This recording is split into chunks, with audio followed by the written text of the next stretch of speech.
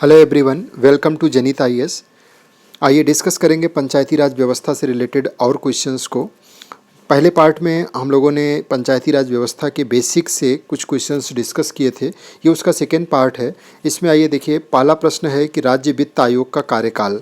राज्य वित्त आयोग पंचायती राज व्यवस्था में जो राज्य सरकार है और स्थानीय स्वशासन है, यानी पंचायतों के बीच में और राज्य सरकार के बीच में वित्त का किस तरीके से वितरण किया जाए, करों के बंटवारे की अनुशंसा करने के लिए 5 सालों के लिए राज्य वित्त आयोग का गठन राज्यपाल के द्वारा किया जाता है।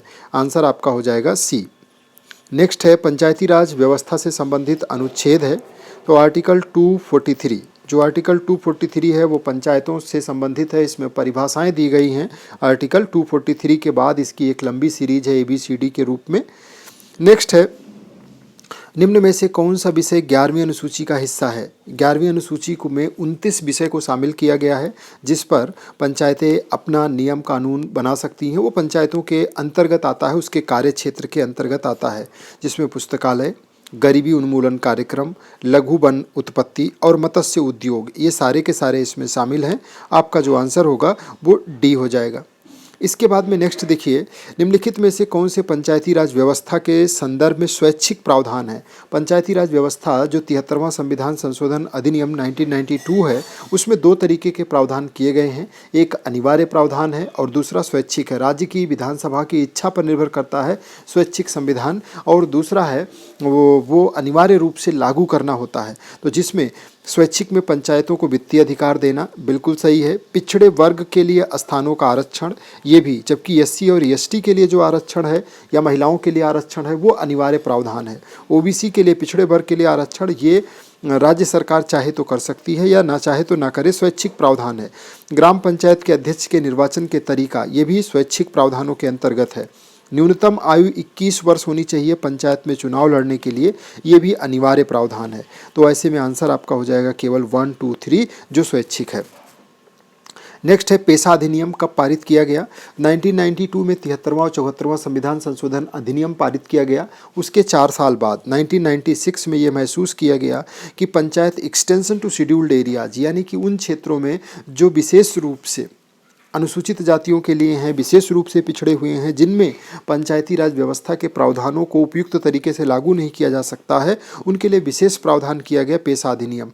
यानी लोकतंत्र के विकेंद्रीकरण के लिए जो एकदम वंचित क्षेत्र था, अनुसूचित जाति जनजातियों का जो क्षेत्र था, वहाँ पे शेड्यूल्ड एरियाज के लिए पेशा अधिनियम 1996 में पारित किया गया, और इसमें ग्राम सभा को विशेष शक्तियां दी गई। इसके पीछे, इसको पारित करने के पीछे की जो मंशा थी या उद्देश्य था, वो ये था कि one size to fit all का कॉन्सेप्ट पूरे भारत में लागू नहीं होता है, और जो क्षेत्र विशेष रूप से पीछे छूट गए हैं, 10 जो है ऐसे राज्यों की सूची बनाई गई जहाँ पे शेड्यूल्ड एरियाज थे, और वहाँ के लिए फिर पेशा अधिनियम को लागू किया गया। संविधान की 5वीं अनुसूची में जो 73वां संविधान संशोधन अधिनियम है वो लागू नहीं होता है, उसके लिए पेशा अधिनियम बनाया गया।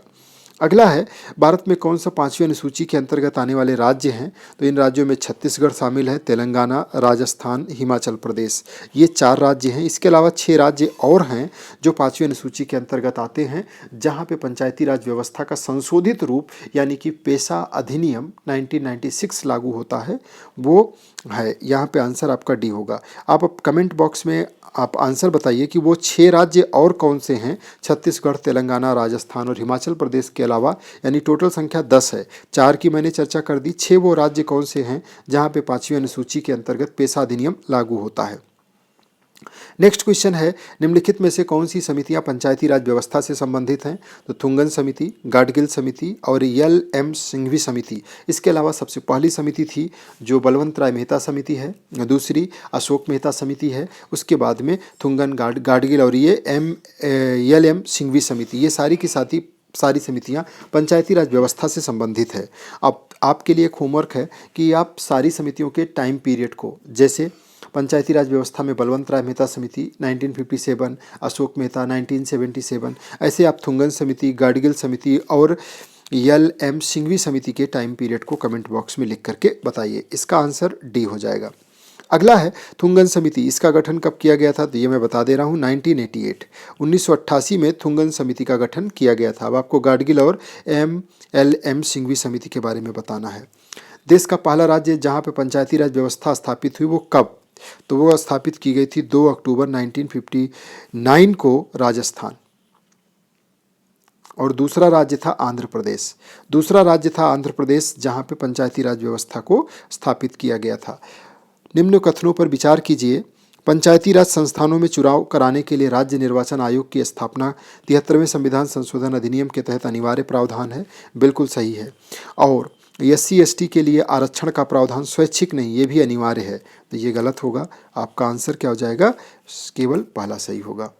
तो देखिए, ये एक टेस्ट पेपर था जो पंचायती राज व्यवस्था से आधारित दूसरा पेपर था। इसके पहले हम लोग एक और डिस्कस कर चुके हैं। इन 2 पेपरों के अंदर इस टॉपिक से रिलेटेड महत्वपूर्ण कंटेंट्स को शामिल किया गया है। एक पेपर आपके साथ और डिस्कस करेंगे जिससे कि इस टॉपिक का कंप्लीट आपके को जो भी डायमेंशंस है वो सारी कवर हो जाएंगी।